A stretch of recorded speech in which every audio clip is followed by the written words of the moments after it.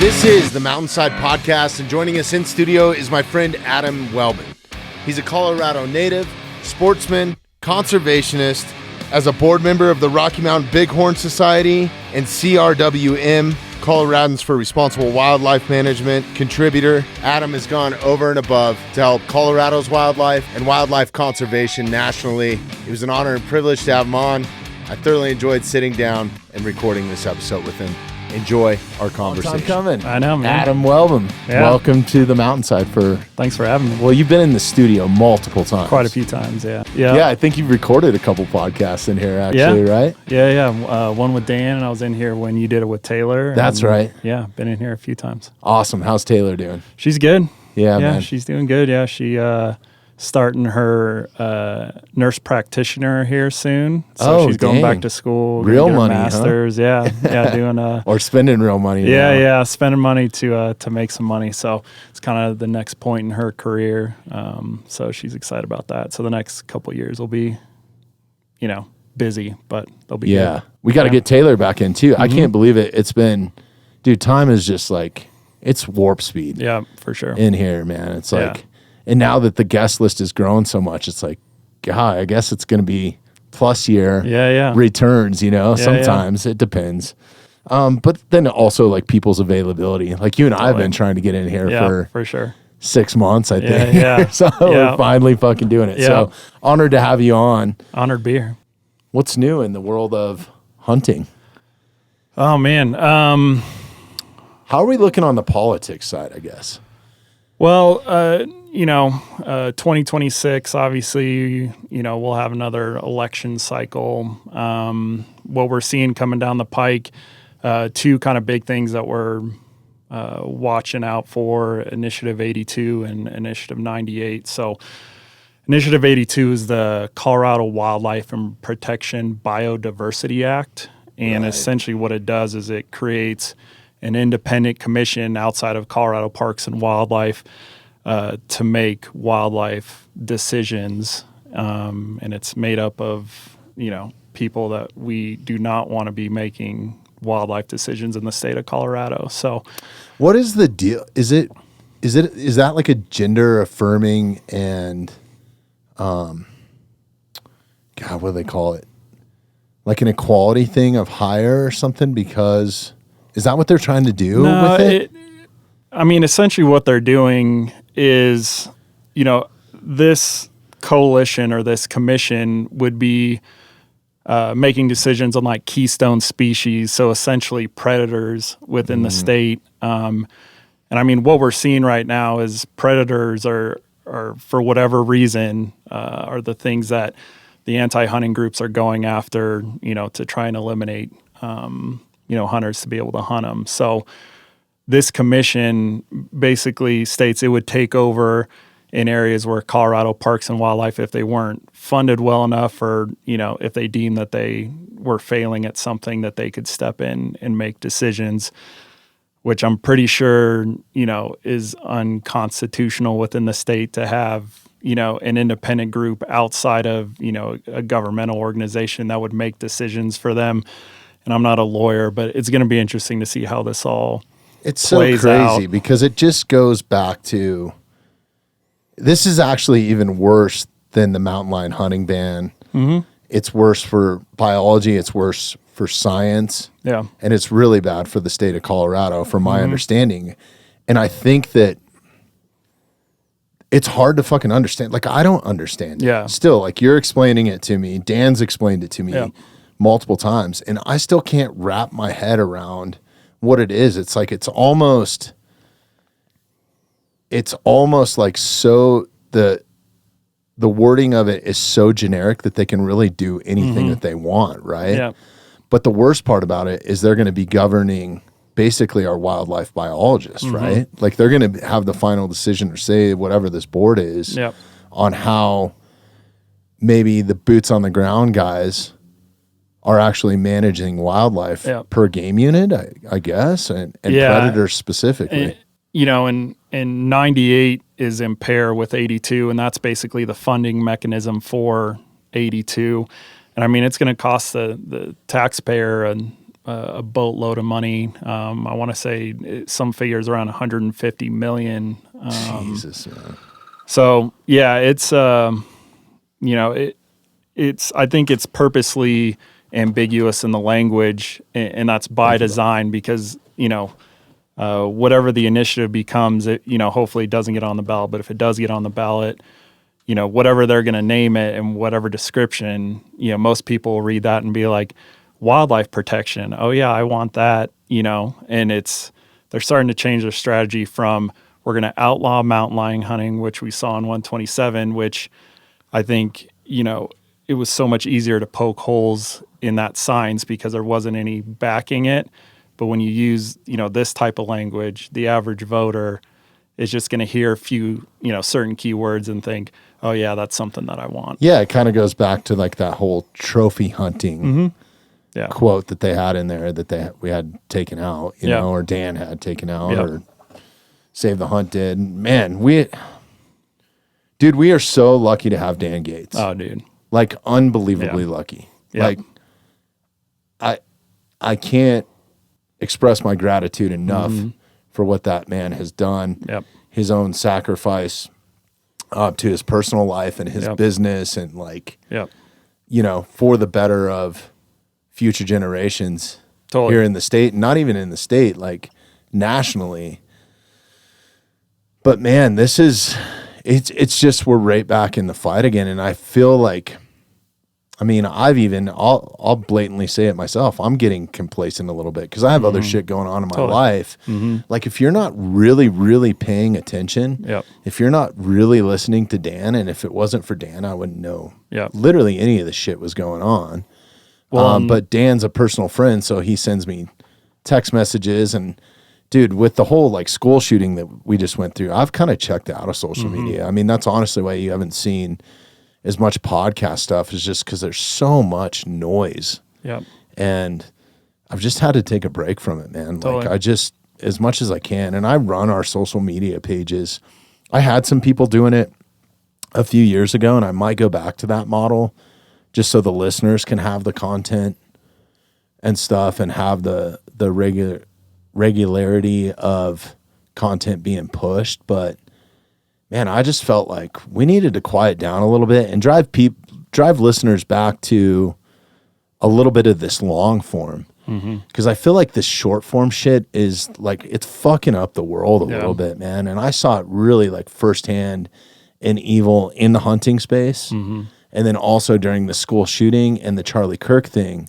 It's like these little 1 minute snippets of people dying or their opinion on what happened. This is where people are like then turning around and regurgitating it on a platform, and stuff is taken out of context. They're only watching the snippets and they're not watching the long form. So I guess a little bit of my theory is like, well, I'm not going to subscribe to, I'm not going to subscribe to that model. I'm going to keep this original. That's what this is about, is human connection. And I think the main spot where you get it is in the long form. So I hope that the people that are watching the short form are going to watch the long form, because obviously we're going to take highlights out of there, and it's always to portray my guest in the best light that we possibly can, right? And I think our guests are really happy with it. But I've just slowed it down because it became the cycle of where we were making 5-6 short clips per episode, and now I'm just limiting it kind of to 2. Occasionally we'll have a more, and it turns into like this feeding frenzy. And the feeding frenzy that I'm seeing is people, even what I've made that's truthful and stuff, they take that out of context and are now throwing rocks or comments at us for certain things, and they didn't even listen to the whole episode or the whole person's story or their whole opinion. So I'm just I'm pumping the brakes on it a little bit. And it's like the problem now with these social media platforms too, it's like when I go on there, I'm going on there to check on my friends. I'm going on there to check on Adam's epic fucking hunt in Alaska, right? I'm going in to check on half-faced blades because they're making blade porn is what I call it, right? For sure. Like I want to see the new stuff. But I don't want to be fed all the other bullshit. And until And tell Instagram, like if they had a paid subscription model that like where you could block what content you don't want to see, and maybe you can do that. Yeah. Is that something you can do, Tyler? I mean, without like, you'd have to block like other pages and stuff, right? It would mess everything kind of. Yeah, I don't know. I'm just over it. Well, and I think the school shooting was the biggest thing that like that day specifically, September 10th, with the Charlie Kirk thing, and then that happening right here. Yeah. I was like, fuck this, dude. I don't need to be a part of this. Yeah. And unfortunately, I think most consumers of social media don't have the, the ability to go through it and realize, what they can consume and what they can't consume without taking something to heart or letting it shape their entire worldview or their opinions on different things. And it's absolutely, people are taking, like you said, those little snippets, and that's what they base their life on or their worldview on. And if you're not, mature enough to be able to weed through that stuff, and get back to reality, it'll destroy you eventually. Well, and I just look at it, it's destroying society in general in my eyes, because people are turning around and saying that to their kids. Mm-hmm. They're saying it to their buddy at the bar at happy hour. They're saying it at church. Yeah. Like, and these people, myself included, like you shouldn't, and this is a disclaimer for this podcast specifically, anything that I say on here, do the research on it, because this is two people sitting down and thinking out loud and sharing their opinions. And my opinion does not mean shit. Like, I don't control anything. I don't have the real science. I don't know what has happened in investigations or the real truth behind certain matters. Yeah. Like, when you're listening to these third-party news channels, and especially the mainstream news is even worse. Yeah, for sure. You almost like, you are responsible to go do the homework yourself. Just because somebody said something doesn't mean that it's right. And it's crazy now because I'm even seeing it in print. Like where print used to have to be, it was the most credible way to get your news, right? That's why newspapers were so big. But now people, they're not reading newspapers. So it's not like physically printed. They're reading blogs and social media posts and X or Twitter, whatever you want to call it. And then they're regurgitating that too. It's just like, it's just this vicious cycle of, I hate to say it, it's misinformation, or people are taking it the wrong way. Like they're taking it to heart.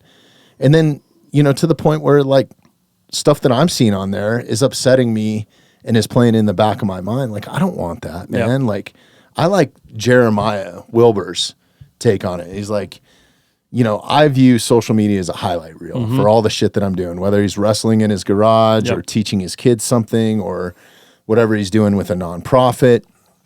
I think that that's the approach that I've tried to take with the mountainside.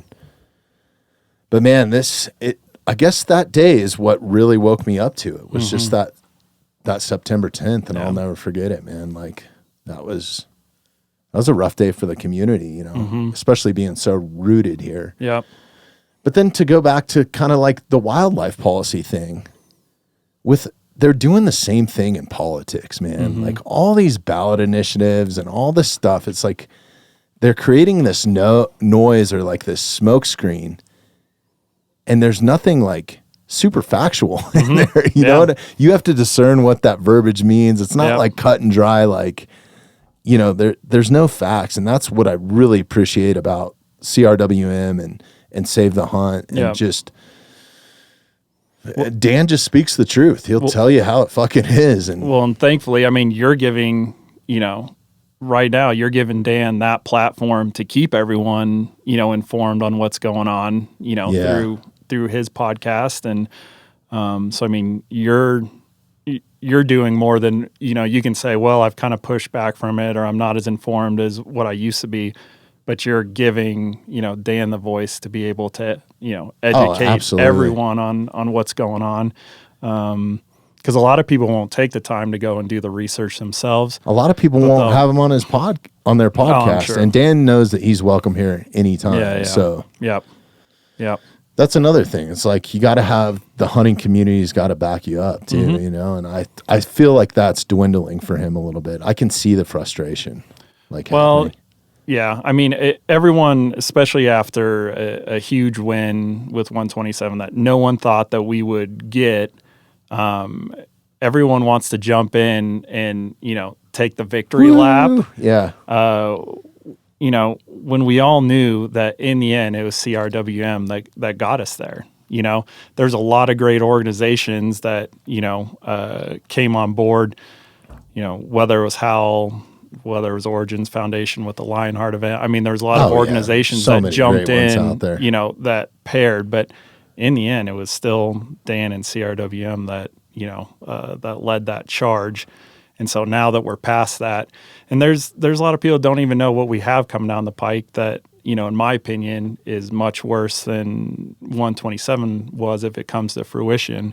And so, we have to maintain that momentum because it's never going to stop. If you, at the end of every election cycle, if you think, okay, we're past it, you're not. I mean, they got something else teed up behind it. So, yeah, it's a constant battle. Mm-hmm.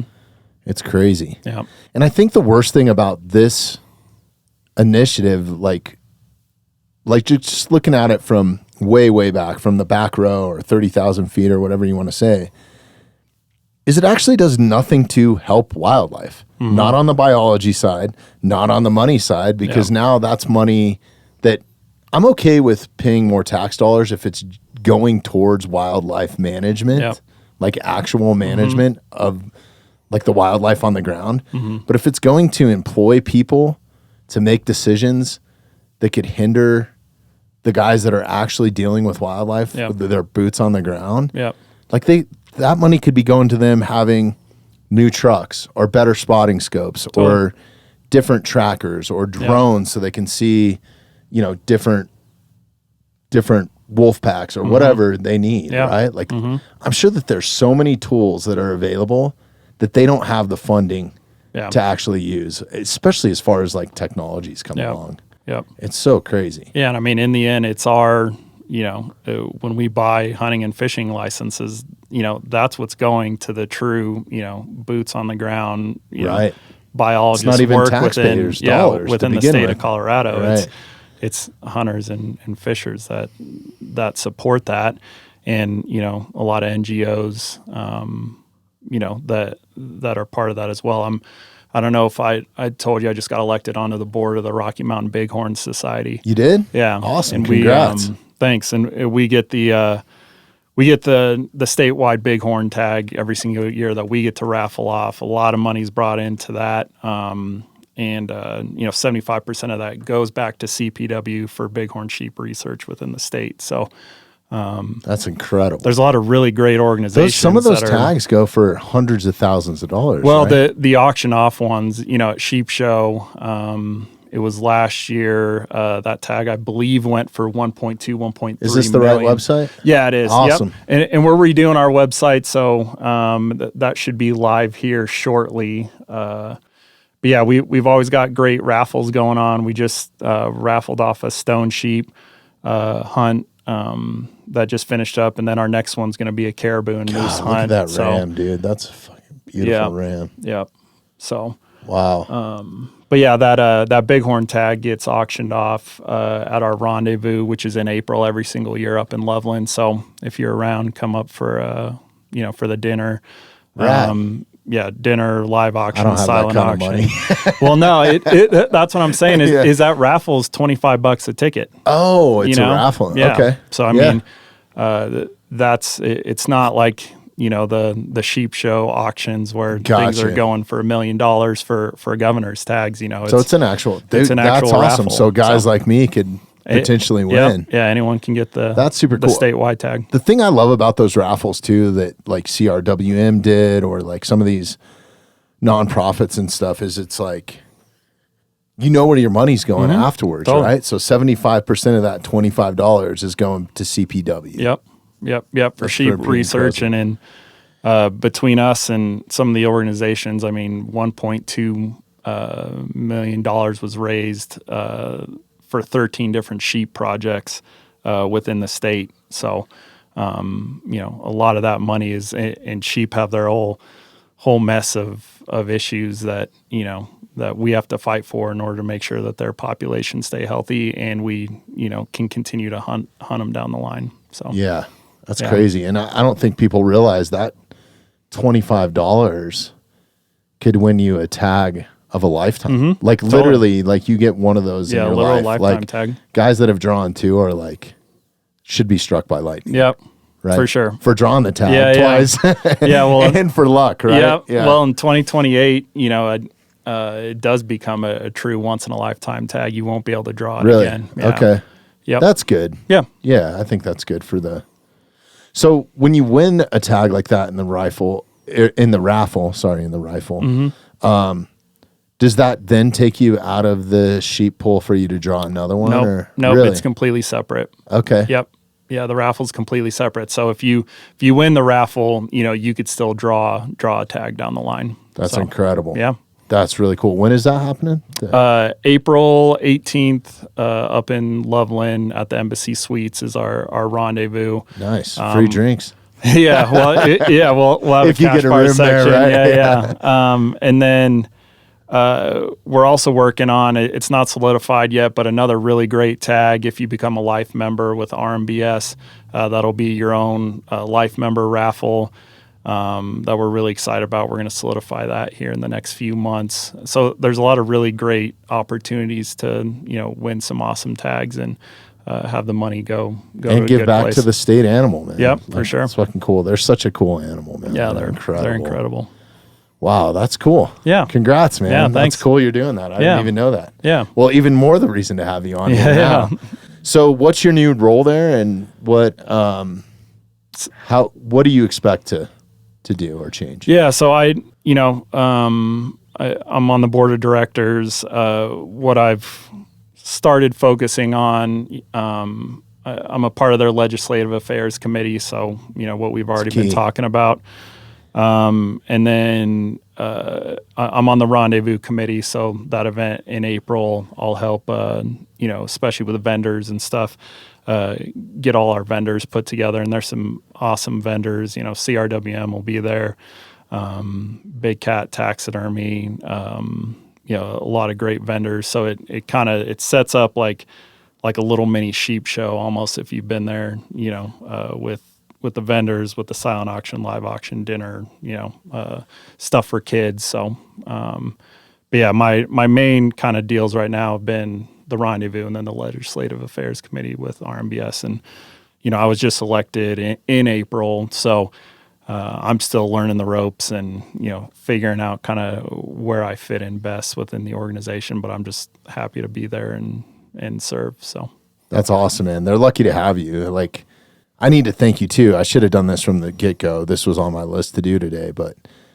dude, you've been an integral part, and one of the main reasons why I have you sitting here today is like you truly care about this and wildlife policy and everything that you've done outside of work and your personal life. Like, you're one of those guys that has stepped up to the plate and has never left, right? You've always been in the batting box or on deck or wherever you needed to be to help combat this, man. And like, I don't put forth as much effort as like you have. Like, it's incredible, man. Well, we all do our not part. only on that, like also on the war party stuff too, man. Like, you're just a genuinely like help people. Well, yeah. I think, that's kind of always been my life mission, at least here. I'd say in the last like 5-10 years, I've, sort of gotten to the place that I, didn't want to just feel like that I was just kind of going through life, that I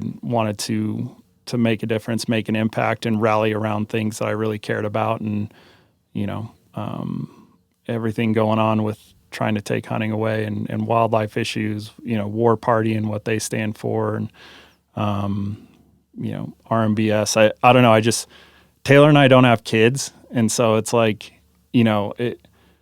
where parents have to, take a lot of time to pour into their children and make sure that they're raising, good members of society moving forward, like you do. I don't have that. And so Taylor and I have always just taken it upon ourselves since we've been married of like, hey, if we're not going to have kids, like, let's go out and do something impactful, That's awesome, because you are turning around and impacting kids and future generations by what you're doing. Yeah. Well, we're lucky to have you, and Rocky Mountain Bighorn Society. Bighorn Society is lucky to have you. So, thanks. That's awesome, man. Yeah. Well, cool. let us know how we can help here. Yeah, for sure. Like you guys always have a platform here. So, especially when it's good people and good policy and good organizations. Yeah. No, we appreciate that. Yeah, we'll definitely keep talking about stuff, especially as we get closer to the rendezvous. We might be able to put something together with what you're doing, what we're doing. So, awesome. Yeah, we definitely will. I guess we went on a rant here for the first 20 minutes of this, but didn't mean to go down that rabbit hole. This episode is about you, by the way. So as much as we've been able to hang out, at events or here in the podcast studio, you've never been in the hot seat. Yeah, and I don't know a whole lot. I know little tidbits of your like background and all that sort of stuff. So I'm curious to dive into Adam today and just see what molds you and what makes you the caring person that you are. So I guess you Colorado born and raised, right? I am, yeah. Yeah, which is unusual. Yep. So let's just rewind all the way to the freaking beginning here and let's talk about life. Yeah. Born and raised here. Grew up in Lakewood. Went to Green Mountain High School. Went to Colorado Christian University after that. I'd say my college experience was kind of what shaped me and molded me the most. I'd never gone to, a Christian university. I was always in public school. And I think my time there actually, tested my faith and what I believed a whole lot more than I ever expected it to, and not necessarily in all the great ways. And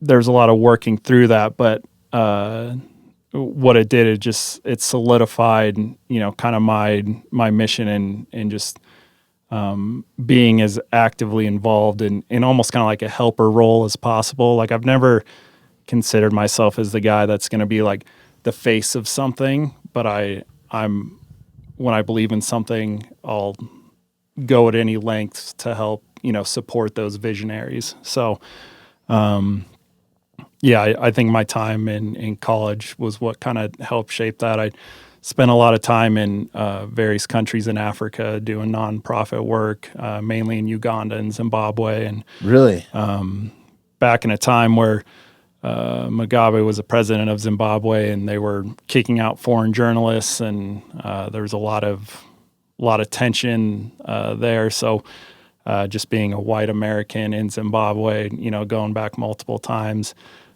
trying to start an educational scholarship for kids over there. And really, that supportive role is helping out some friends that were really heading that up, and I was just doing what I could. But that'll shape your worldview real quick, seeing some of the stuff that seeing third world countries changes it like in a heartbeat, and it makes you appreciate what you have, right? Yeah, that's totally what it's always done for me. Yeah. And I haven't even seen the worst. Like I was touring with Rock Band, so like we were in some pretty good spots. But I always, later on in my career, I would venture out into some of the favelas and stuff, like in South America or some of the tribal lands in Africa and stuff, and just like actually go see some of the landscape and really mainly the culture, man. Like even in Greece and like some of these European countries is wild, like Romania, insane. Yep. Like real gypsies and shit. Yeah, dude. for Like, sure. It's wild. Yeah. So, okay, so your parents growing up, being here in Colorado, were they into outdoor stuff? Did you hunt as a kid? No, I didn't. My grandpa was a big hunter, and I was really close with him. But he was always, even when I started to get old enough, he was old enough that he couldn't really take me. And so that passion was instilled, but I pretty much kind of taught myself. So, yeah, there's a shelf life on hunting, I think, guys. Yeah, for sure. Yeah. And he,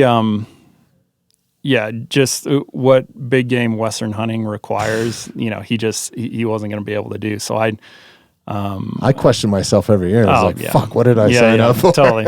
And we've all had those moments where we're down in a hellhole, blow down, whatever, that we're like, man, why do we even do this? But yeah, again, kind of those formative years within college is when I started hunting myself, and it was just kind of me going out with rifle and backpack and figuring it out. So, my first few hunts were pretty brutal of, freezing to death in a just regular kind of basic tent, in the middle of third season. And, but those were, with every trip you learn something a little bit more. So yeah, what socks to wear. Yeah, totally. All those little nuances. How to keep yourself alive. So yeah, no shit. Yeah. Well, I mean, that happened firsthand this season, right? To those two kids. And it could have been me or you, really. Totally. Like, they didn't really do anything wrong, Yep. man. Like, lightning is fucking scary, dude. Yeah, I when I was in college, I did a semester with the National Outdoor Leadership School,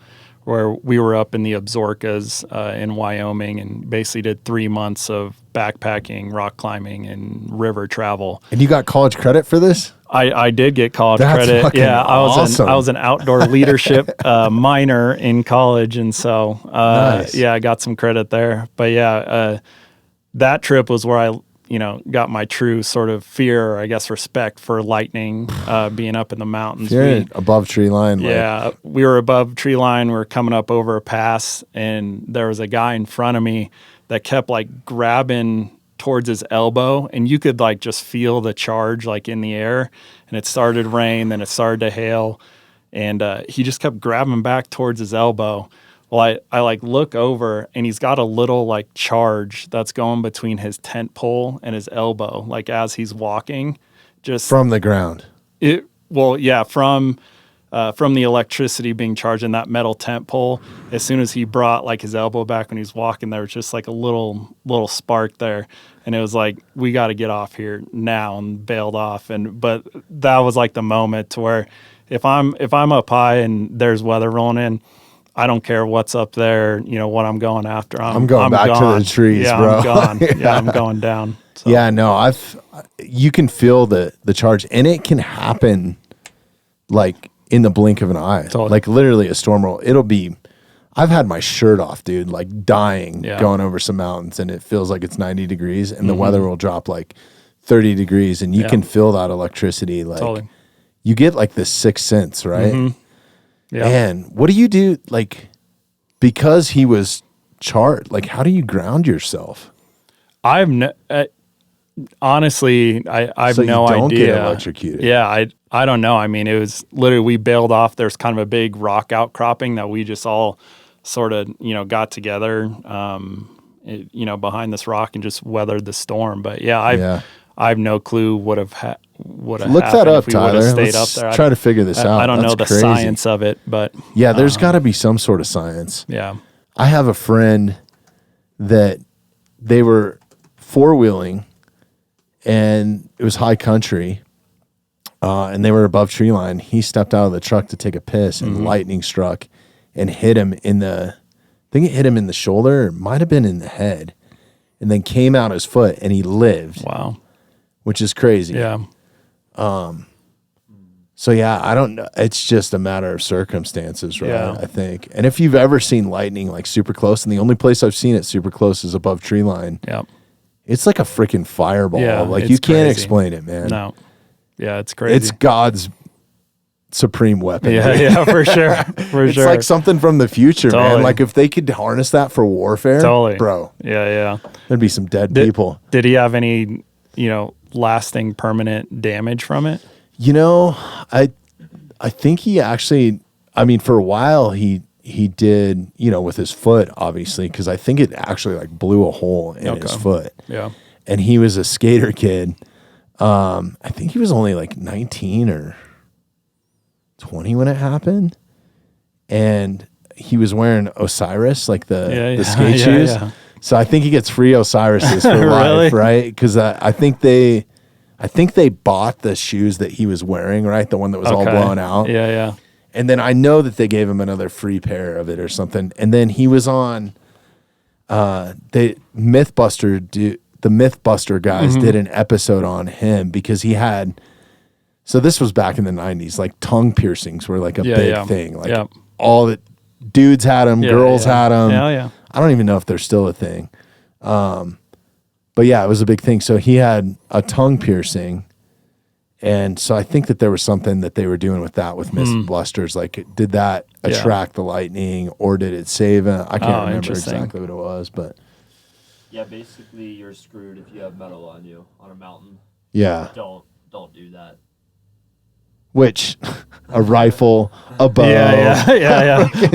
This is a good reason to have a carbon bow, but it's still got metal components, right? Like you have a sight, like you're fucked, dude. You're fucked. Yeah. I don't think aluminum conducts electricity as well as like steel does either. But I don't know, man. Yeah, no, it's you. I would say that that's probably the number one killer up there. And then I also know of a dude that died supposedly. Like I wasn't there, so I don't know, but it was a ground strike. So lightning struck near him, and just the electricity traveling through the ground. And then up there. I think that's what happened to those two kids too, right? Really? Or they're men, I guess they're 25, but for old dudes like me and you, yeah. I think that was the ground that got him, man. Just the transfer of energy. It's got to go somewhere, right? Yeah, for sure. It just can't stay there. So Aluminum is not better either. Okay. Oh, interesting. All right. Thanks, Tyler. Yeah. So pretty much what we learned is we're screwed. Yeah, we're fucked, no dude. matter what. Everything that you just carry try and hunting, stay away like from it. My little bivvy sack pole. I got freaking, the steel pot kettle for the jet boil. You got the jet boil. Yeah. What else do you got? Knives. Yeah. A couple half-face blades in the pack. Like you're fucked. Dude. Yeah, for sure. It'd be pretty cool to be hanging on to those when you got struck though, or something. You know, like if it's gonna burn me, burn that logo in me or something, right? If you're gonna go down, just look awesome hard. doing it. Yeah, that'd be wild. Yeah, man, it's no joke up there. So to take it back to school and stuff, when you started making those choices to go to college, why did you choose a Christian college? Did you have any sort of like scholarship to go there, or just no? I mean, were you big on faith? Yeah, then, or I mean, I grew up very active in like my high school youth group, and most all my friends went to CSU, and so I applied there in Colorado Christian, and honestly, I can't tell you why I even applied to Colorado Christian. Like looking back on it now. Because the obvious choice would have been for me to go to CSU. I had all my friends going up there. I guess there was a part of me that was like, I wanted to do something different than what all my friends were doing. I didn't want it just to be a continuation of high school. I wanted to make new friends and kind of new experiences and stuff. And I went into it thinking that like my faith would grow being at a Christian university. And, I think a lot of things that I saw as a 18-year-old kid within, and I enjoyed that university, but there were just a lot of things that I think being inundated, within the faith all the time and, maybe putting too much into flawed humans' faith, it actually caused me to go away, from God for quite a long time, just because of some of the stuff that I'd, seen and some hypocrisy. And again, when you... Hypocrisy is the worst, dude. Yeah. And when you take faith from, when you put all your stock in the human being, no one's going to believe in anything. If your relation to God and to faith is, based on other human beings, it's going to be wrecked every single time. And so it took me a while to get out of that and be like, no, I'm not looking, I'm not looking to people in order to shape my faith. I'm looking at the Bible. I'm, looking, within myself and my own relationship with Christ. So, but yeah, when did you realize that in school at a certain point, or was it after the fact? No, I would say for a good 10 to 15 years post school, my faith was on the back burner for me, just because I put all my stock in what people were doing. So yeah, it took me a while to kind of reformulate that and figure out, what I actually believed and why I believed it. And, but I think the place that I'm at now, it has really helped shape the things that I do now, the things that I'm passionate about, the ways that I want to give back. And it's, I'm figuring out every single day, what it means for me and where I feel like God's leading me. And that's the cool part is I feel like that I'm, I can rest in that and not always, feel like that I have to have everything under my control right now. Like I think about, again, the Charlie Kirk stuff, the Evergreen shooting. I mean, those are the times to where you can sit back and be like, I'm not in control of anything. Shit. I mean, this world is crazy and disgusting in a lot of ways. And that's where I find solace, is realizing that I'm not in control of any of that. And I don't want to be, but I'm here to help, here to be used, and here to hopefully, make the world a better place. I mean, that's a really kind of 30,000 foot statement, but no, it's crazy. Like it's so crazy that you're telling me this right now, because I feel in the last couple of years, I've slowly been led to realize that, especially about people, because I always related religion with people. Mm-hmm. And just recently I'm like, okay, there's much more to it, because I never gave it a chance, I guess. Yeah. So my faith has gotten so much stronger this last couple of years. And then like having events like that happen at your doorstep or at your kid's school, or totally. To somebody that you look up to, or somebody that, it's a culmination of different things. But yeah, for a long time, man, I cursed God and church and Jesus, the whole thing. Yeah. No matter what it was, because of the people and how hypocritical that they were. Because totally. Some of the people that treated me the worst in life were supposedly supposed to be the most Christian. Yeah, and that's what like really scarred me. Yeah.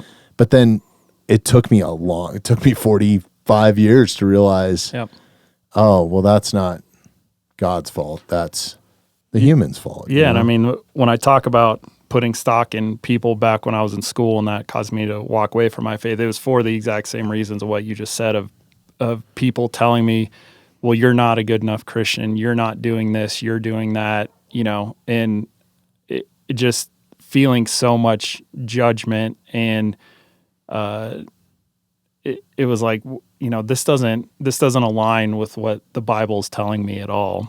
And so if this is what Christianity is, like, I'm good on that. I'll come up with kind of my own version of it, is kind of, I think, what I thought, but what I actually ended up doing was just walking away from it and just, kind of leaving it in the past. And it was because of, some of my interactions with people that wanted to tell me basically what a terrible person I am for, the decisions that I was making. So that's so true, man. There's some of those people are some of the most judgmental people there are out there. And this is no knock on anybody or your faith or anything like that. But as a whole, like, to look down on other people because they don't show up to church enough, I think is just the wrong way to think about it, is in my opinion. Yeah. Because I don't know, I think that a church is a great place to maybe get a message across, but you're not meant to be there all the time. You're actually supposed to be doing the opposite, right? Yep. You're supposed to be sharing your faith on platforms like this or in the world or whatever. It's not, if you just stay in church in those circles, you're right back in that social media circle almost of like hearing what you want to hear. You're getting all the affirmation that you need. And you're surrounding yourself with people that only believe what you believe. Totally. Yeah. And that was never, and that message is not in the Bible. It's actually the exact opposite. Yeah, that's what I was going to say. I mean, if you look at all the people that Christ spent his time with, they were all the people that the religious, people within the day, murderers, were thieves, like, what are you doing? Like, this is how we know you're not the Son of God, because of the people that you associate yourself with, and to me, that's, again, where Christians and a lot of other faiths can miss the mark completely, is that our human brain thinks that as long as we follow the rules, we'll be good. We'll go to heaven, whatever that is for you. I'll have a good life, health, wealth, prosperity gospels, all this different stuff. It's just completely contrary to the Bible and what Christ did, as a free gift of salvation. And it wasn't about our work. It was about his work. Mm-hmm. And so we just missed the mark. Our brains, for whatever reason, we're just such like a performance-based species of, it doesn't make sense to us that someone would give us something for free, or that we in turn should give that same grace and love to someone that's completely opposite from us. Right.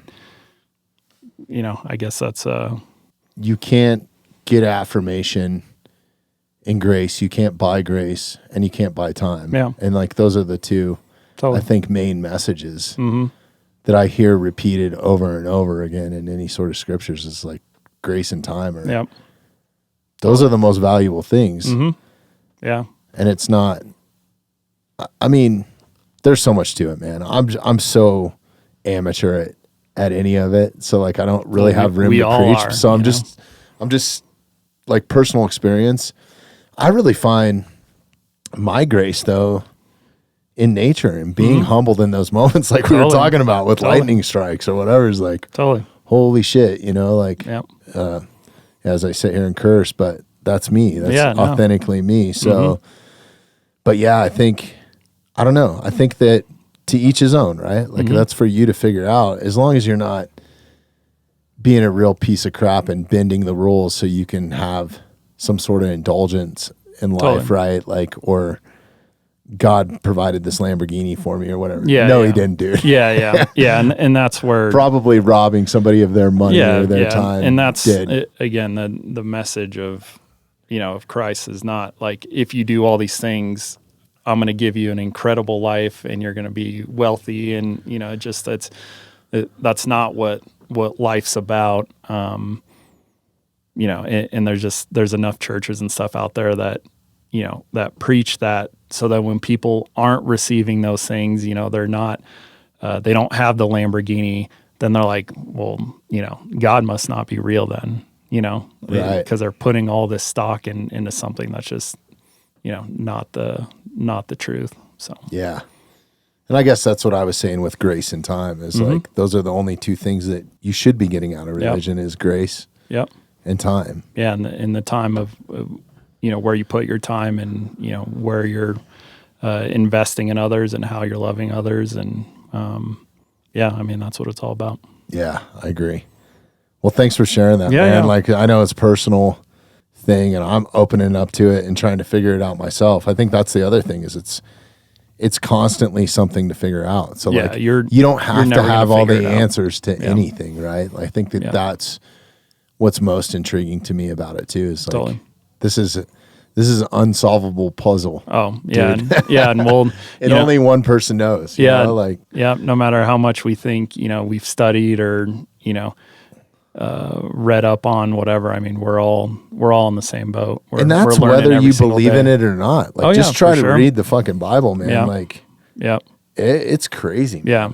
It's wild. And there's, again, it almost kind of goes back to the social media piece. It's so easy just to like read certain snippets of the Bible and then form an opinion about it without understanding the entire context of what's actually being said. And like, there's a lot of people of like, well, I only read these few books, I only read the Gospels because, Old Testament was Old Testament. That doesn't have anything to do with my faith. And like, the Bible's complete for a reason. And if you're just taking little pieces of it, and people have modified it, right? Like, that's the crazy thing too. You're gonna miss the mark. There's all these different translations.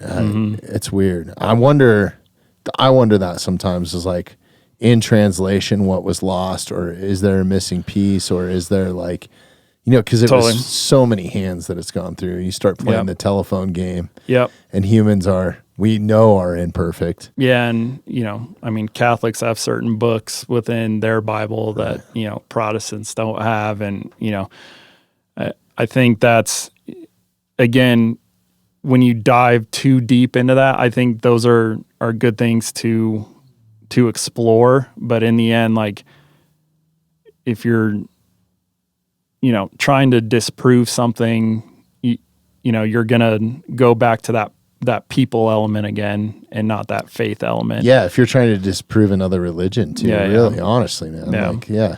So, I think more people are more intellectual in their faith. More people are, more emotional with it, and kind of like you said, to each their own. Like, everyone's gonna, Figure out what hopefully works get for there. you. Yeah, within, within their own way. Yeah. Yeah, I think that's the hardest part is like, am I doing it right? And none of us are doing it right, completely. No. And I think that's the whole point of it. I think the general message is be a good person, right? Mm-hmm. Like, treat others well. Mm-hmm. Do what you think is 100% right, that you honestly know in your heart and in the back of your mind, right? And like, don't deviate from that. And that's I don't know. I guess that's the model that I'm taking. Yeah, no. With it as much as I can. Yeah, and, again, because we're never going to have it all figured out, like, that's a really good place to start, you know? And not only start, but continue with, if, treating people how you'd want to be treated, and taking time to not only focus, just on yourself, but on other people, and loving other people well, and seeing how you can serve someone, do something out of the ordinary every single day that benefits someone else. Like, those are all, principles within the Bible, and they make you feel good. Yeah. But even if you're not there, they're how we should be living anyway. Absolutely. So. Absolutely. 100%. And I think too, like, part of that figuring it out for yourself is like, if something doesn't feel good, don't force it, man. Mm-hmm. Like, if going to church doesn't feel good, then you probably shouldn't freaking be there, right? Because there's probably some other shit you got to figure out on the back end so you can feel good in that space. So it's like, I think it's trust in your gut a little bit, or your intuition. Like, I guess one of the problems that I have with churches is like the money grab issue, right? Mm-hmm. Or the agendas, or the this or that, or whatever. Or you start bringing politics into it. And it's like, I don't know. There's a million different ways that people can screw up stuff, and I just think trust your gut. Part of it too. It goes back to the people element of how we're gonna screw something up. And if your time with God is being on top of a mountain, bow hunting, that's how you commune with Him. Like, that's an awesome place to be. Or just a small group church, just you and a couple friends, like, going through the Bible, whatever. Mm-hmm. Like, it doesn't have to be the physical building. It could even be a giant church, as long as the message is good, right? And doesn't make you feel cringe or anything's like, I don't know. Yep. For sure. Yeah, I think that there's some big churches out there that do a decent job. Mm-hmm. Yeah. That are trying to be on the right side of it, right? Totally. Yeah. Yeah, man, it's crazy. So, seeing it from the college perspective, I guess, did that feel like a money grab at anything? I mean, because colleges are in general, right? Like, they need funding and that sort of thing. But did they spend it off on Christianity a little bit sometimes, or? I don't know if I necessarily felt that. I mean, it was a time where I was kind of figuring out, I think, as most people do in college, figuring out where I stand politically. Mm-hmm. And, the I'm not going to say that word right. Is what? Tyler, look this up. But anyway, politicizing, like, within a Christian university, like, to your point, like, just rubbed me the wrong way. And I felt like that was done too much, to the point that I had to go through a lot of different channels to kind of figure out, okay, what do I actually believe politically? And obviously your faith is going to, it'll influence what you believe politically, but politicizing is the word that we were looking for. Yeah. Sorry. Thank you. So yeah, that did turn me off a little bit, because when I was there, the president that came in halfway when I was there was a big, Republican conservative. I don't remember exactly what he did, but he was very influential, and it felt like there was just too much muddying of those waters. And again, I do believe that like your faith will influence what you believe, politically, but it felt like it went too far at times, and I think that's what it was a part of me figuring out what I actually believe, even on the political spectrum. So, yeah, absolutely. When people take their religious influence to plug their own agenda or a political agenda, I mean, that's kind of a tale as old as time, you know, as far as it really is. I mean, there was entire countries that were run by the church, and a lot of terrible stuff happened, under the name of like God, art collections and all kinds of crazy stuff. Crazy stuff. Right? If you're not checking out the Mountainside Podcast on YouTube, you absolutely should be. If you like the content that we create here and you want to help support the podcast, please take a moment, subscribe to us on YouTube, and hit that notification bell. I would love to go see it like sober and see. It's a beautiful place, man. But then St. Peter's is the craziest structure I've ever been in. It's wild, man. It's absolutely nuts. Yeah, pull up some pictures of this, Tyler. You do some research. Look at that, man. That is freaking breathtaking. And you got all the popes that are buried underneath it, and you can view them, through the floor. Yeah.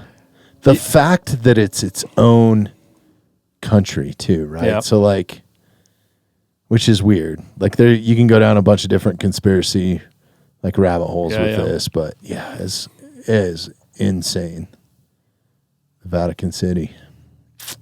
Yeah, it's cool though. The Vatican's probably my favorite part of Rome. The Colosseum Forum, all that stuff is cool. But to me, and I don't even necessarily get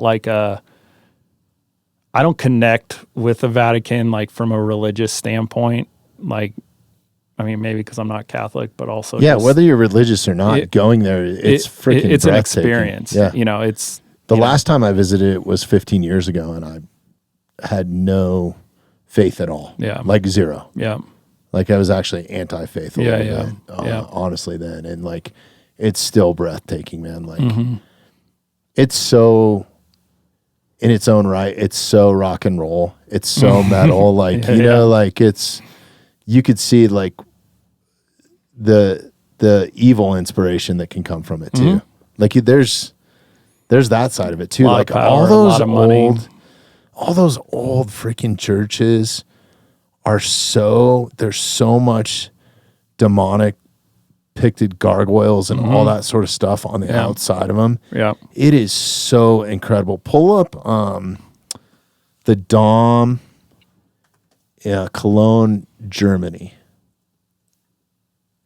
I think it's with a K.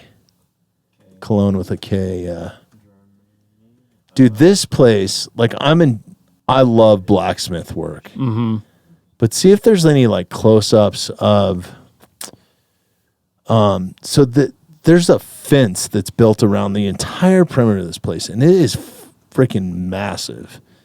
And like, actually, Tyler, go to Earth Iron Society. It's up there in the quick bar, because I know I have a bunch of photos from it. This place is incredible, and it was built like in the 1600s. So if you go to Iron right there, like some of these photos are from there. So this is just like the blacksmith work, the concrete work, or whatever they used to make this. So like, look at that. That's poison ivy. But not only that, like every piece of steel, there's no welds. Everything's woven together or riveted. And then, that's a solid piece with those holes like in it. Like that's all woven together. That's crazy. Like I couldn't even wrap my head around like, how do you do this? Yeah. There's a few guys in New York that are artists. I think one is Pain Forge. Look up Pain Forge on Instagram. they do just like the crazy thing. It's like a puzzle. Like when you're looking at it, it's like the old horseshoe puzzle with a ring. But like, you're like, how do you even make that? Within St. Peter's, isn't a lot of like all the murals in there just individual pieces of stone that create this, crazy elaborate artwork that it's so I mean, insane. how do you take these little pieces of colored stone that's not like they're painted and create, an entire, painting basically from it? It's so nuts. Crazy, man. It's like to have that sort of creativity on that scale. Like I wonder, did somebody dab with a paintbrush to figure that out? And then that's like a paint by numbers, and it's like the stone goes here. Like, and I'm sure there's plenty of people wrap your head around that would say, well, that's how you know that it's inspired by God, maybe. Sure. Because it's something that you well, can't there's even, definitely some stuff in there that is, like, I would think. What's the big cathedral in Barcelona that I know they've been trying to finish for... Look that up, Tyler. I mean, I'm not even going to guess how many years, but they're trying to figure out from the original plans with all of our technology now how to finish it based off the original plans. Like it's... Well, dude, you're talking about something that humans have been doing for as long as we know in history, right? Mm-hmm. Like, look at the pyramids. Yeah. The teepee is a good example, right? Like, there's levels to that, right? Yeah. You go from the pyramids to teepees. Like, those people were coexisting on the earth at the same time, but it was different.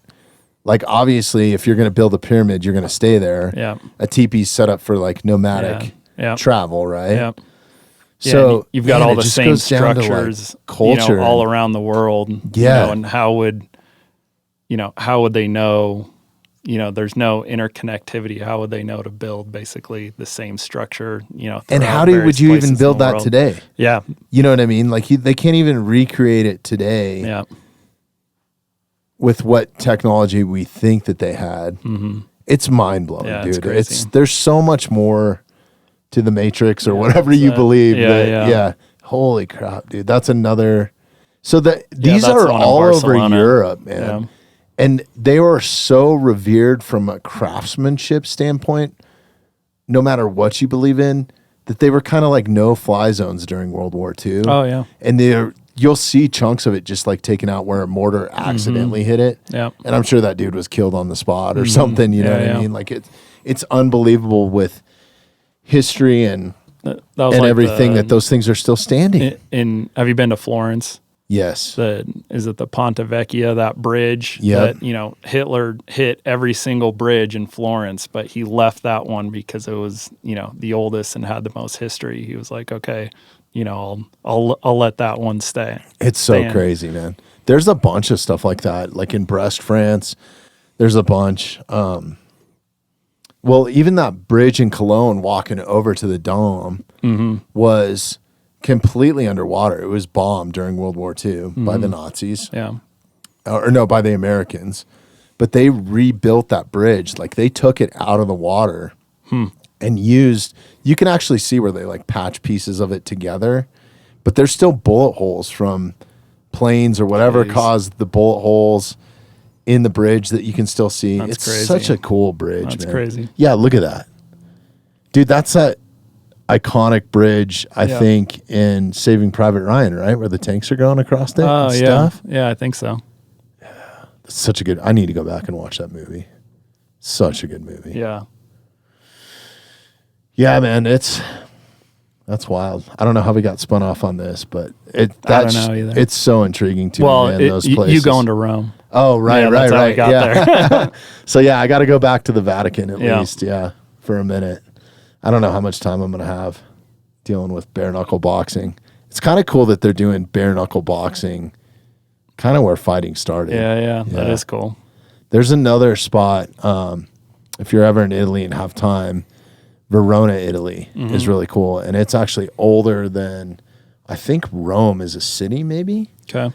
And it's supposedly where the story of Romeo and Juliet took place. But also they have the first, it's called the Arena. And it's older than the Colosseum. But you can still go there and see concerts. So I only know of this place by going there with bands. And it's freaking amazing. And I know I've talked about it on here a bunch. But man, that is a city with some serious history. Yeah, man. yeah. Like you can feel it. That's cool. When you walk in there, and it's like, just to take a tour of this place, like they have animal cages, like lions and bear cages and like all kinds of like huge jail cells for animals, basically. And then they have the human side. You can tell what is what. That is so fascinating too, man. That whole world of just culture.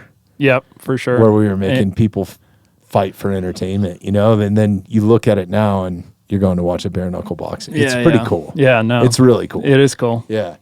Yeah. Pretty amazing. It's I always think about too, like they talk about,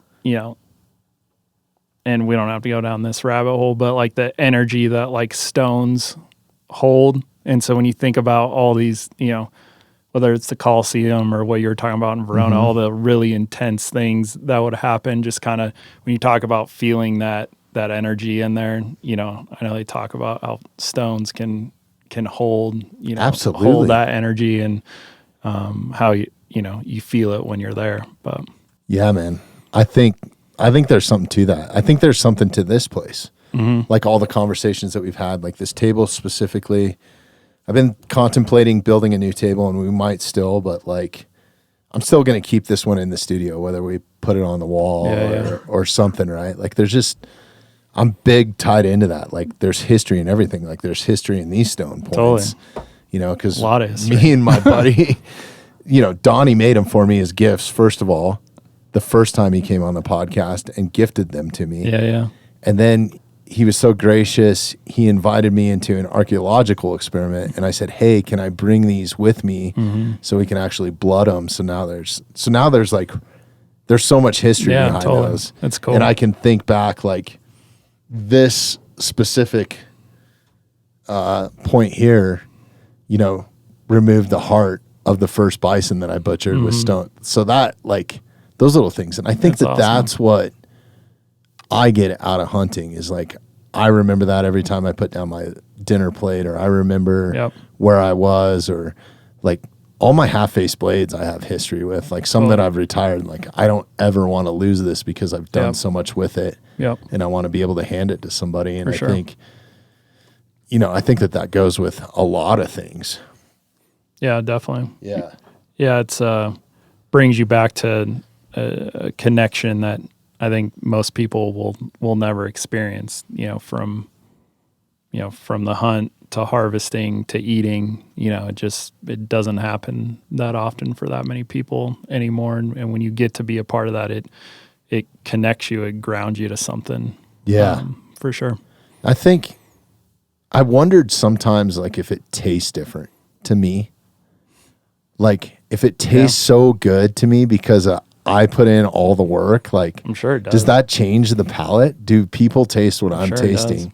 Because I've fed wild game to people and they're kind of like not turned off from it, but they've been honest with me, like, I prefer beef or whatever, right? Like, so I wonder sometimes. I think there definitely is some to, like with you saying that I've gone back to things that I've harvested myself versus other people. I feel like there's been times where I've been like, oh, that doesn't taste as good as, some of the meat that I've got. And obviously there's stuff into that as far as, how well you took care of it into the field. Huge. So, I mean, there could be some of that, but it also could kind of be that, that connection that you have to that animal. Absolutely. When you eat it. Hey, Tyler, can you check that door? I don't know if I locked it. Sorry. Just want to make sure. We have random people just stop by. Come in. So normally I lock that door, Yeah. but it feels like it was open there for a minute. I got that sixth sense. Yeah.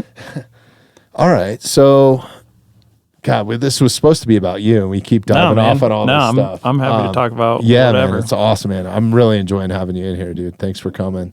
Thanks for having me. So the first time that you really experienced hunting, were you in college or was it after college? No, I was in college. Yeah. Okay. Yeah. And I would just get over the counter rifle tags, mainly. And, then started to make friends, they'd been hunting a lot longer than I had, and just kind of piggybacked off what they were doing and learning from them. And, just every year has just been like everything else in life, just a learning reps, experience. Man, Yeah. right? Yeah. Yeah. A lot of reps. And,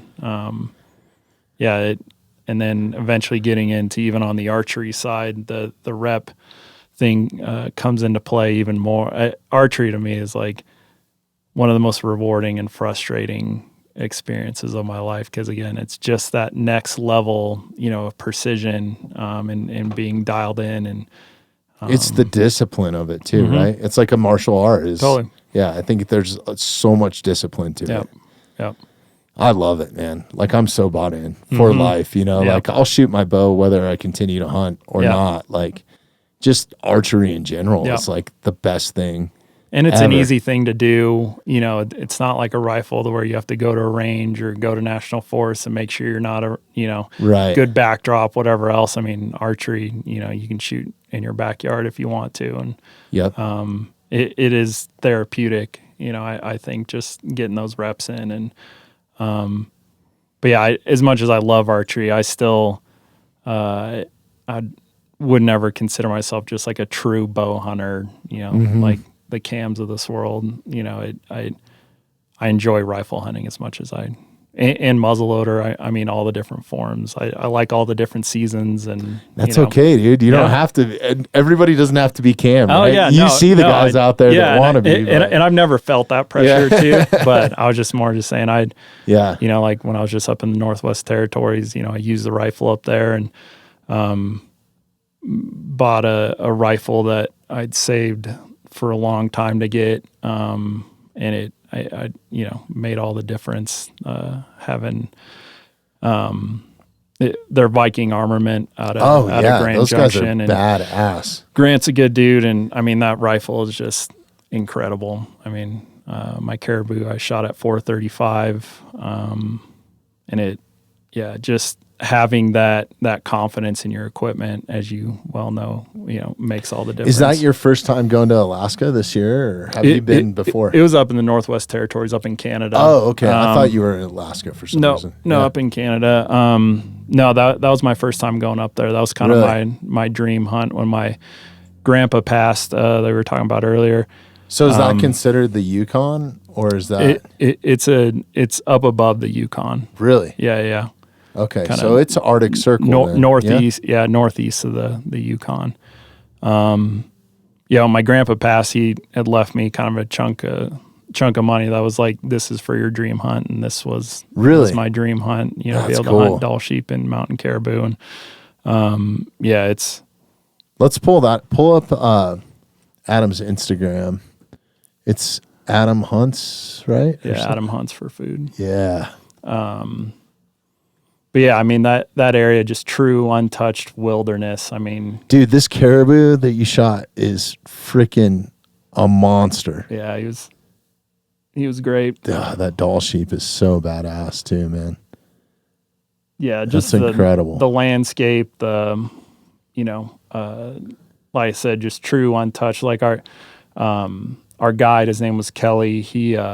He's won. Is that the guy there in the photo? Yep. Okay. Yeah, that's cool. Kelly. So he's won like Guide of the Year with Wild Sheep Foundation. I mean, he's been doing it forever, and in my opinion, one of the best to do it. But there was a moment to where we were hiking, and he just kind of like stopped, and Taylor was with me, and he was like, "Isn't it crazy to think that you might be the first human to ever step foot like on this ground?" As we're walking, and it's. I mean, it's float plane in and out of it. That's the only way to get in and out of there. I mean, it's just, drinking out of streams without worried about getting sick. I mean, being up above their timberline, which is basically where we live now. I mean, like 7,000, 7,200 feet, but the mountains just look massive. And there's not a sound. I mean, there's no birds. There's no, crickets. I mean, it's just dead quiet. Any commercial jets flying overhead? If there was, I never saw or heard them. That's freaking awesome. Because that's like my biggest thing that I notice now when I'm up archery hunting. It's so quiet, and it's just the commercial jets. I'm like, honestly, I use them to my advantage. That's when I start creeping a little bit. Sure. You know what I mean? Yeah. But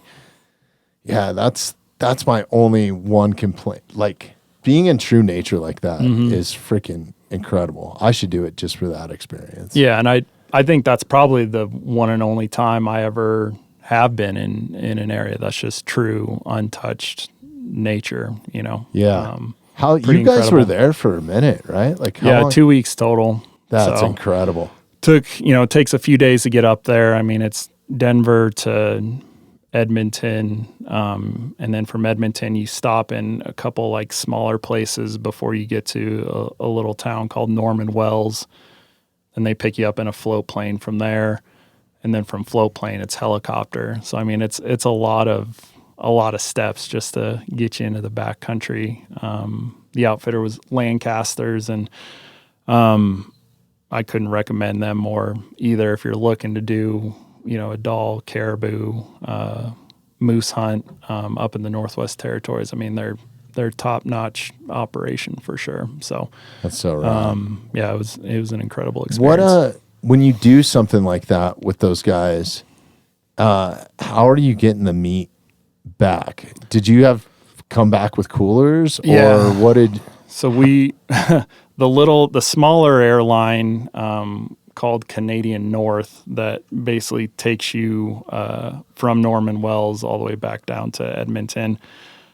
We bought the most expensive plane ticket. That was astronomical, but it allowed you to bring all the gear you wanted, all the coolers you wanted. Unlimited, huh? Yeah, unlimited. But, you can only bring 50 pounds of meat back with U.S. Customs. So Gotcha. everything else gets donated to tribes up there in the Northwest Territories. And I know Lancasters, I wanted to say last year, it's like 10,000 pounds of meat were donated to Indigenous tribes up there in the Northwest Territories. So, I mean, you take what you can back, but, it's not like... It's that tribal mentality, though. Yeah. I think it's kind of cool, right? Because I you're think it's super feeding cool. so many more people than just you. And, those guys talk about the short little podcast I did with Dan. Clay Lancaster talks about, just the how all the tribal elders are just, elated after every single year, that all this meat gets donated. I would be to elated them. if somebody and dropped gets them through the 20 winter. pounds of caribou at my door. I would be so stoked. Yeah, it's awesome. Yeah. So it's a cool program up there. That's super cool, man. I get so much gratification out of like giving meat to my neighbors or whatever. Like if they've never tried, mule deer or whatever, like here, take a little bit, like this is how I would cook it. Yeah. And then, getting their feedback. I'll next time I see I'll bring you some Dall sheep meat and oh man, that's worth its weight in gold. Yeah, you better not give it to a fat guy, dude. No, I will. No, I will. Yeah. No, I'd love to try it. Man. Yeah, I was glad to at least be able to bring something back because, a lot of the countries you hunt internationally, you can't bring any of the meat back. And I get that hunting from the conservation standpoint. And again, a lot of that how do they do it on the as well? But fishing side then? Is that because I know guys go up there and bring back like hundreds of pounds of salmon? I don't know why that's viewed any different. The fish has to be different. Yeah. And I've never fished like up in Alaska or those areas, so I have no clue how that works. But yeah, you're right. I mean, I've had buddies that bring back a whole lot of salmon, or halibut or whatever it is. It's just weird that they view it different. Maybe it's the tribal thing. Maybe because you're on tribal lands or something. Is some of that like reservation type stuff, or is it public land? No, it's tribal owned land where we're at. But the meat thing, from my understanding, was all based on U.S. Customs, what you can bring back. But it could have something to do on the Canadian side. I'm not sure because, I helped cut, package all my meat back in camp, and that's cool. Yeah, so we weighed it, and I got it to like 43 pounds because I figured, well, those cheap plastic Coleman coolers, about 5 pounds or whatever. So I gave myself like a little bit of wiggle room. Yeah. But yeah, they've got big freezers up there. Do they let you choose the cuts that you take? Like, are you taking back straps and tenderloins and all that? Yeah, I took cuts? Took the back straps and tenderloins off both those animals, and then got a few roasts as well. But yeah, I got to pick whatever I wanted to take, so that was cool. That's awesome. Yep, and the Northwest Territories and Lancaster, it's just from a conservation piece, like the amount of work that goes into tracking all the animals that are harvested, aging all the animals that are harvested. As a hunter up there, you have to fill out a form before you leave of every single animal that you saw up there, when you saw them, whether they were a cow or a calf, or, just so much research is done up there to make sure, that they're keeping healthy populations of animals. It's pretty cool. So the research is reliant on the hunting then, probably, right? Yeah, oh yeah, for sure. I think that's a big thing that people miss here in the state. Like all the mountain lion research, or a good majority of it, not all of it, comes from hunters and hunters harvest. Totally. Is how they know how well the population is doing and like how healthy they are, right? Because they come out and measure the canines, or they measure, I don't know, on a mountain lion, is it canine teeth? I haven't harvested a mountain lion personally. I know you have to check them in with Division of Wildlife. I know with bears, they take a tooth to age them. I would assume they would do it with lions as well. Yeah, I've never hunted lions, but. And even like bighorn sheep, it's getting to the point with some of the pneumonia and issues that they, that they get and die off, to where I know they're working on, using more hunters to be able to, start to check in their sheep in order to get tested for MOVI and some of these other pneumonia diseases that are killing them off. CWD a big thing with sheep currently, or no? Because I know it is with mule deer, and they're very similar type species. I mean, they live at different altitudes and stuff. Yeah, sheep get a pneumonia from domestic sheep. Really? And so that's a big thing that we do within RMBS is looking at these different grazing allotments, whether it's on BLM or national forests. And like the Flat Tops Wilderness is a big one, right? There's so many sheep up there. Yeah, and figuring out where domestic sheep are, where bighorns are, and then how do we keep them apart from one another. And so, certain ranchers that are, maybe getting close to retirement, looking for a way out, organizations like us, we can come in and offer them fair market value to get rid of their allotment with the U.S. Forest Service, just to put more room between, domestic sheep and bighorn sheep, because they are very susceptible to it. And there's a gal up at CSU, Dr. Karen Fox, that she's kind of leading all this research on trying to figure out, how do we stop this within bighorn sheep. And, from what I know of it, not being a scientist, I mean, it morphs all the time. There's so many different strands of it. Like it's constantly changing. And so, from her perspective, trying to figure out, how we combat this. But all we know now is just keep domesticated sheep and bighorn sheep separate. And so there's the Mountain Studies Institute. There's different groups to where you can, when you're out hiking, if you notice bighorn sheep and domestic sheep together, there's areas for you to, be able to report that in order, to gather that data to try and make sure that, that we keep them separated. So, I mean, so whether you're a backpacker or a hunter or whatever. Yeah. So how would you go about reporting something like that? So if you go to Mountain Studies Institute, you can report it there. Okay. You can get a hold of us at RMBS and report it to us, our executive director. Look up Mountain Studies Institute, Tyler, Yeah, our executive director, he has all those channels, and he knows all the biologists at CPW to be able to let them know, what people are finding as well, because they'll go up and try and capture some of those lambs or ewes or rams and test them to see, if they have MOVI or not. So that's awesome, man. I just learned something new. I didn't know that this was such a big factor, and that you can actually do something about it. I think is really cool, is whether you're a hunter or not, right? Like this is for the betterment of the species. Yep. Yeah, that's amazing. So we're going to put, we'll put a live link to Bighorn Society. I'm screwing it up, right? Yeah, it's just bighornsheep.org. Bighornsheep.org will be in the show notes. Yeah, and then also the Mountain Studies Institute. Yep. There'll be direct links if you're listening to this right now, or if you're watching on YouTube. You can get the address from here, but we'll have live links in the description or show notes wherever you're catching this. Which is awesome. We'll also throw C.R.W.M in there as well. For sure. Because that's really cool that all these organizations are helping one another in certain ways or facets, right? Yep. Wow, that's really cool. Yeah. So is pneumonia the most, I guess, what's the biggest kill off for bighorn sheep at the moment? Yeah, it is the pneumonia. It's Mycoplasma ovemoniae. I'm probably not, it's MOVI for short, but Okay.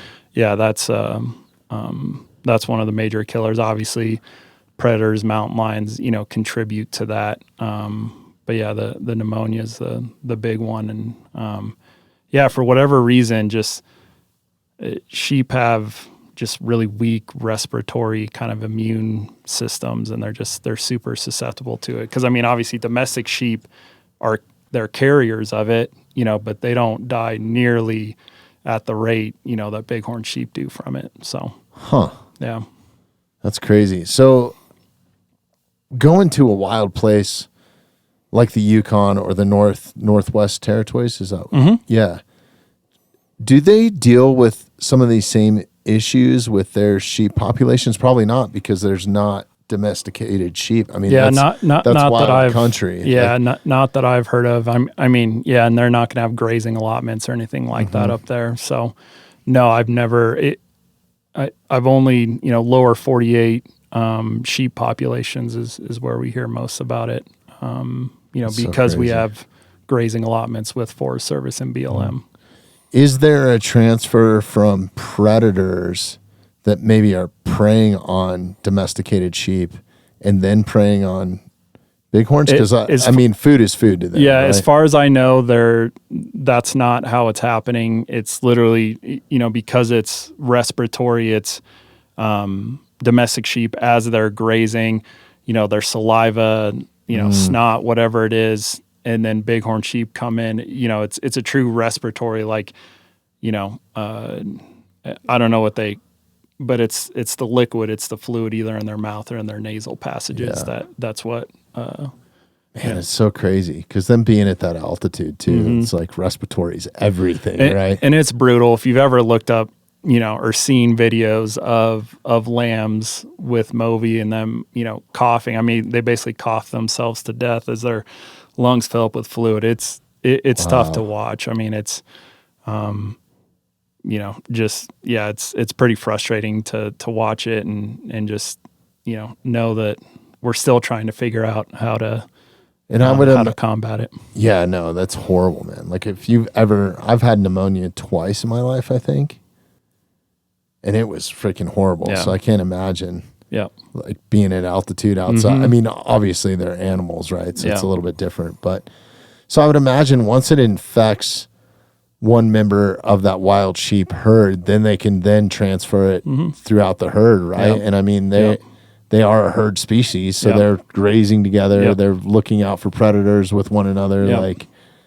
So that's pretty detrimental. It's like, and even, I would imagine, and even sheep that, survive it, that are carriers, if they test positive for it, they do have to be euthanized. Because I mean, even if it doesn't seem to, there doesn't seem to be much tolerance that's built up with it for whatever reason. Like I said, I think it's because it morphs all the time and just it genetic. Changes. And I'm not an expert in it, but from what I know, I mean, it's pretty aggressive bacteria. Like looking at it as a whole, like one of the things that really surprised me about the whole 127 deal was how much I learned about mountain lions and the species, because I really started digging into the facts. I really started caring about the facts. And I think one of the stats that blew me away was and don't quote me on this because I don't know if I'm getting it right, but I think it was like 1955 or 1945, the mountain lion population was like below 500 or something like that. And then looking at the present day population, it's now 6,000. And that's right when they started being regulated as a big game animal, and how much hunting has contributed to that population honestly kind of thriving, right? Yeah, population has increased with mountain lions since hunting, not decreased. So, I mean, when we've been able to manage them properly, it's actually beneficial for the species, not detrimental. It's so crazy, Yeah. right? How that works. I mean, you and I can understand it, but I think that's a hard thing for the general public to understand that maybe doesn't hunt or doesn't have a family member that does. Yeah. Because you wouldn't think that, right? You Yep. think that you're killing animals, Yep. but really it's really the value on the animal and how much funding is behind it. Really, when it comes right down to it, it's money, right? Yep. And that's kind of like with these organizations, whether it's Rocky Mountain Elk or whatever, right? Or, you name it, Wild Sheep Foundation, whatever it is, they're giving back like you guys are to that species specifically for the betterment of the entire species. Yeah.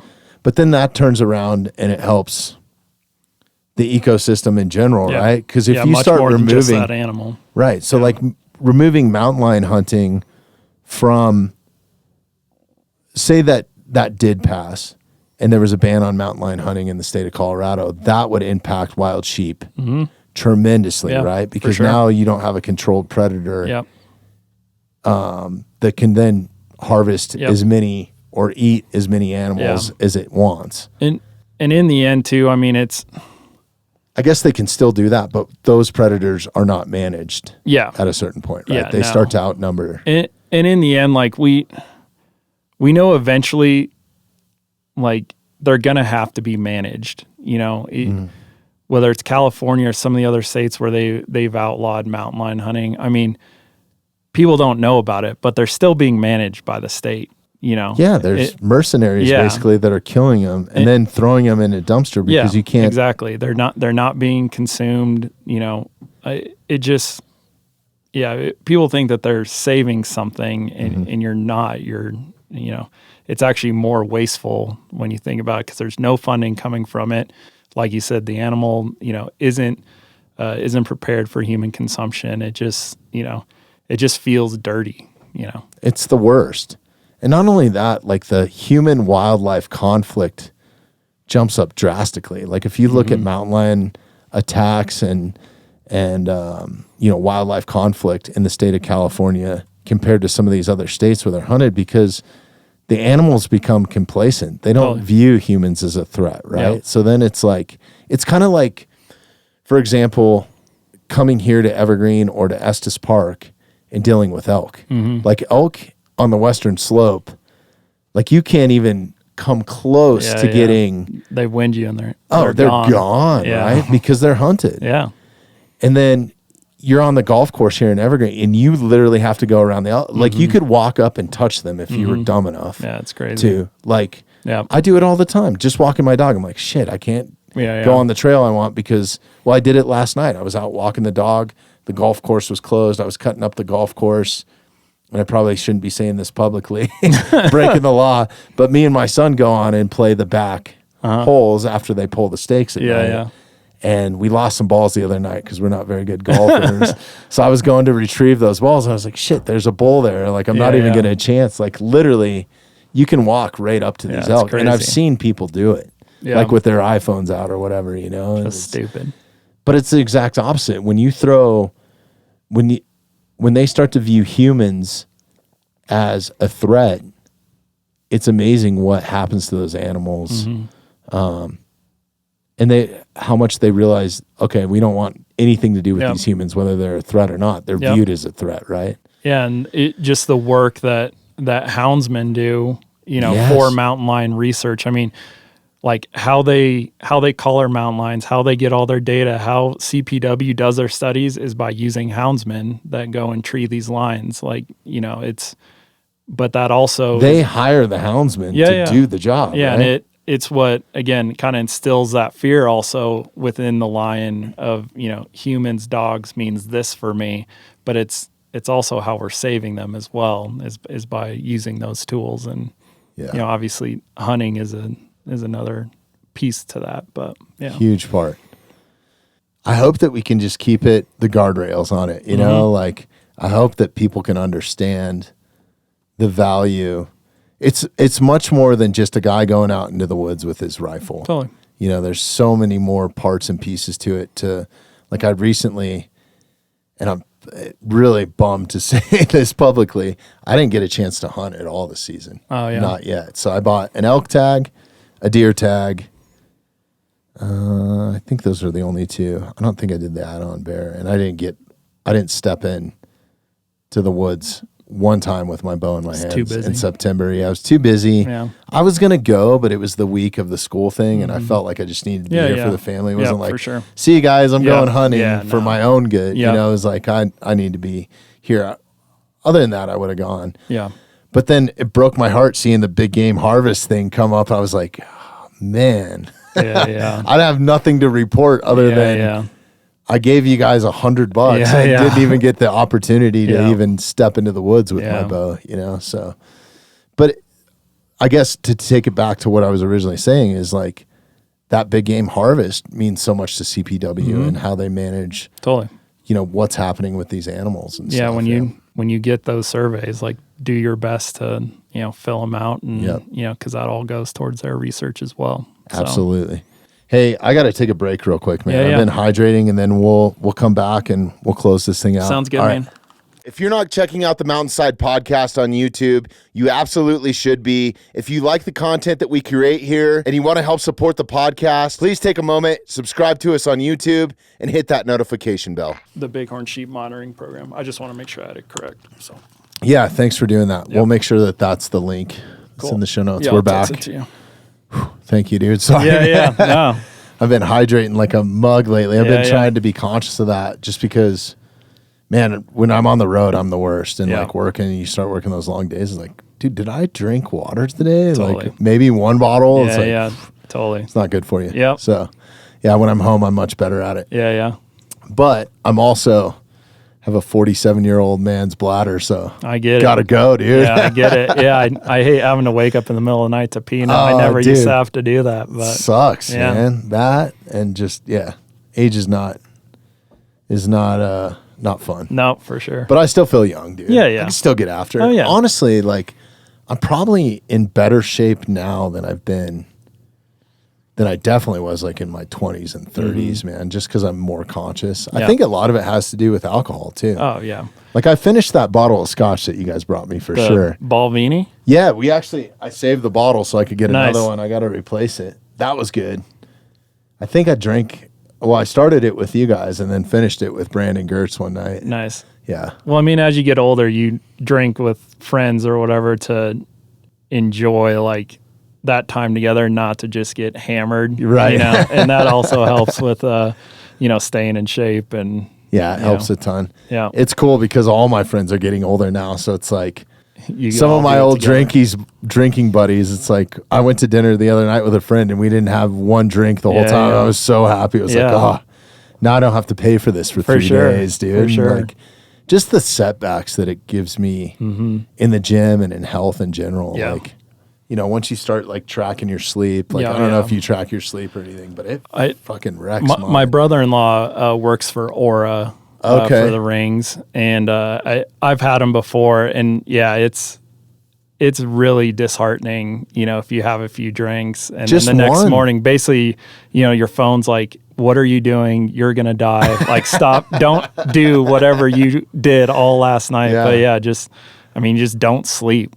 Like people think like, oh, I'm having trouble sleeping. I'll have a couple glasses of whiskey. Like that'll help me go to sleep. Like your sleep is 10 times worse, you know, drinking before you go to bed. Oh, bro. Like it's crazy. Back in my rock and roll days, like I spent so much time sleeping on planes that the cocktail was an ambient, 2 glasses of red wine and like a couple of Advil. Yeah. And those are all 3 things that I'll have a glass of red wine occasionally that I never touch again. Yeah. And I thought I was getting the best sleep in the world, but little do you know, like it actually is the contrary. Like you get worse sleep. Yeah, for sure. Fucking crazy, man. Yeah, it's nuts. Yeah.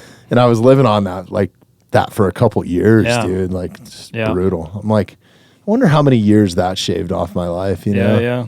Doing stupid shit like that. No, that's a nice part about getting older. Like you said, things slow down a little bit more, and you get smarter. Yeah, you get smarter. For I sure. think. Yeah. Oh yeah, for sure. I don't know. Sometimes I wonder, am I getting dumber because I like forget?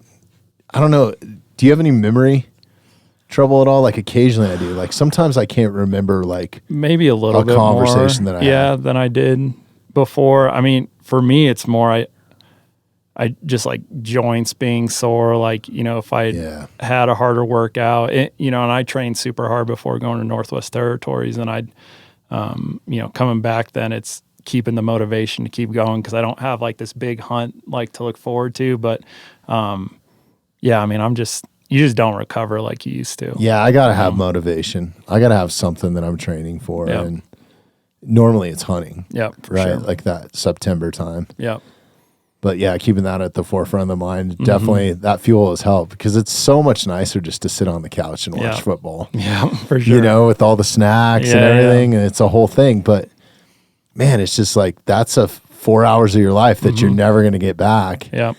And if you're a Broncos fan, you might be really disappointed. Yeah, you know what I mean? especially if you woke up at 7:30 to watch that game good in London. Yeah. No, I did the other day. It's just like, oh man, now it's a time suck, you know? Yeah.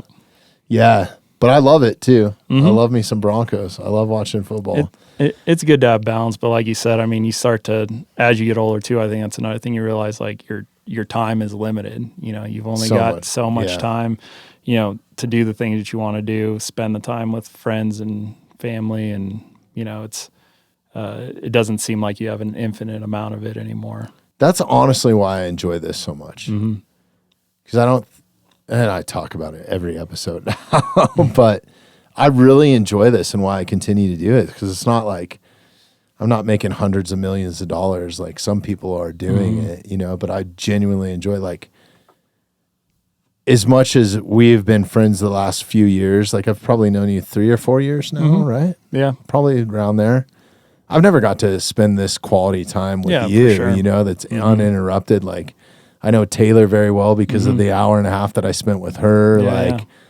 But I don't think that you can build these connections or bonds anywhere else than right here these days. I mean, you can do it in the backcountry or something, but there's always, like, whether you're on the golf course, like, this is the only spot where you're, like, dedicated to come in and talk. Yep. And it's an intentional time to where neither one of us can, like, pick up our phone to, like, check something. Yes. You know, it's so huge. Phone stays in the pocket, stays on the table. Like, in, you know, how often do you get that now? Like, even going out to dinner with people, I try and be really conscious of, like, where's my phone at, and don't put it in a place to where I constantly keep wanting to, like, grab it. It's a habit, like, just to pick it up and look at it. That's why I put mine, like, face down over here. Like, Jeremy, who helps me out, he's like, dude, you should have your phone on so I could text you, like, something if I was like, dude, I don't want to be distracted by it. So I'm just like, it's not good. You're sitting right there. Wave your hand. Yeah, just tell me. Just wave your hand real big. Yeah, no, it's like, I go to a lot of these, or I have been lately with the new career kind of change. I've been going to a lot of these, like, crazy dinners, you know, like these nice steakhouses or whatever. And it's the same thing. Even if you are conscious about shelving your phone, the waiter's constantly coming by and telling you how great the chef is or whatever. And it's awesome, man. Those dinners are great.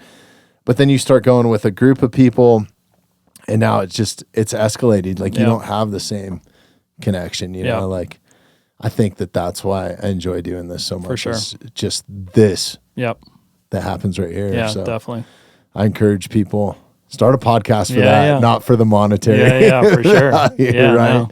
Yeah, it's rad. And you've had a lot of years of a lot of different types of guests too, which I think is what makes your podcast so great. Is, you know, it's not just one thing. You know, you've had so many different people on to talk about so many different topics, and, you know, that's what people, you know, it's easy to listen to your thing, you know, podcast, you know, whether you're into MMA or you're into hunting or you're into whatever, you know, but when you have those podcasts where you get a whole range of things, that's when you actually can learn something, or it'll make you think, or, you know, explore new things in your life. Dude, I'm so lucky, man. Like, some of it's been divine type stuff, or divine timing, or, like, I'm starting to realize, I mean, the podcast guests are picked strictly by my greed. Who do I want to talk to, right? Yeah. Like, so it's all for me. It's not even really for the listeners. I hope that they're getting something out of it. And I love you guys for listening. Thank you. Especially if you're listening, you know, 2 hours into a podcast. Really, thank you. But yeah, it's all kind of my own greed. But like a prime example of this, like something that really, really helped me out and helped me digest, this last month, and to bring it back. And I hate harping on this, but like that's whole September 10th thing is I had no idea,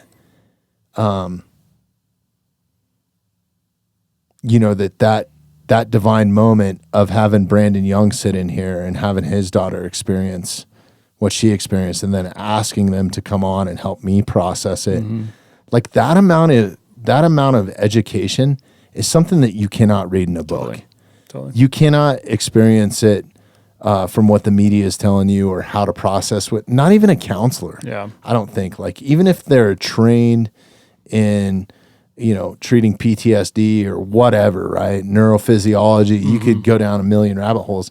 I really think that like human experience, no matter what your title is or what you've been through or whatever, like the boots on the ground, people that have actually experienced it, that helped me process what happened at Evergreen so much. Having Ellie sit in here and tell her perspective as a student, and then Brandon sit with her and having him tell his perspective as a parent, right? And like, this is somebody that, is highly decorated in the military, in the special operations community, has a ton of deployments underneath his belt during some of the craziest times in modern warfare.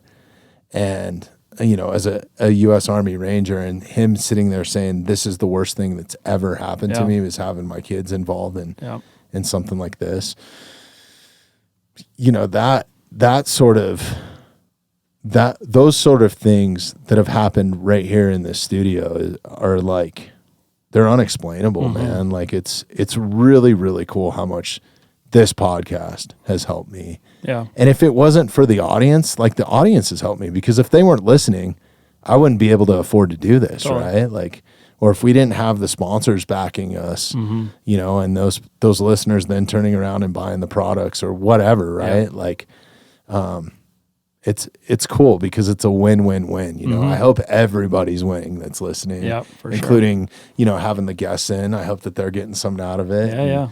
Their organizations that they're involved with, and just, it's fucking great, man. Yeah, it's awesome. I love it, is what I'm getting at. Yeah. Long story short, like I said, I'm honored to be here, and, obviously I would sit down and have this conversation with you, off the mic as well, but I'm honored to be here for sure. Dude, I'm honored to add you to the list.